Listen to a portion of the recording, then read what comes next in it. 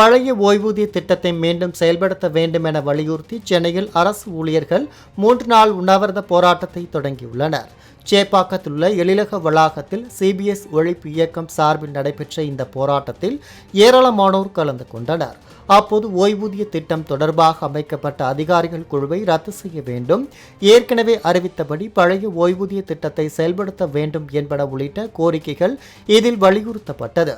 இன்று முதல் 26ஆம் தேதி வரை இந்த போராட்டம் நடைபெறும் என அறிவித்துள்ள சிபிஎஸ் ஒழிப்பு இயக்கத்தின் நிர்வாகிகள், சட்டமன்ற தேர்தலுக்கு முன் தங்கள் கோரிக்கையை நிறைவேற்றாவிட்டால் மிகப்பெரிய போராட்டம் நடத்துவோம் என அறிவித்தனர். நாங்கள் ஆட்சிக்கு வந்தால் தமிழ்நாட்டில் புதிய பென்ஷனை ரத்து செய்து பழைய ஓய்வூதிய திட்டத்தை நடைமுறைப்படுத்தும் என்று சொல்லியிருந்தார்கள். 4 ஆண்டு காலம் நிறைவுற்றும் இன்று வரை அவர் சொன்ன தேர்தல் கால வாக்குறுதியான அவருடைய தேர்தல் வாக்குறுதியான 309 இன்று வரை அவங்க நடைமுறைப்படுத்தலை. அவருடைய தேர்தல் கால வாக்குறுதியை நிறைவேற்றவில்லை என்றால் சட்டமன்ற தேர்தலுக்கு முன்பாக தமிழ்நாட்டில் இருக்கக்கூடிய ஒட்டுமொத்த அரசு ஊழியர் ஆசிரியர்களை ஒன்று திரட்டி தமிழ்நாட்டினுடைய முதலமைச்சரை சிபிஎஸ் ரத்து செய்வதற்காக நாங்கள் தொடர்ந்து போராடுவோம்.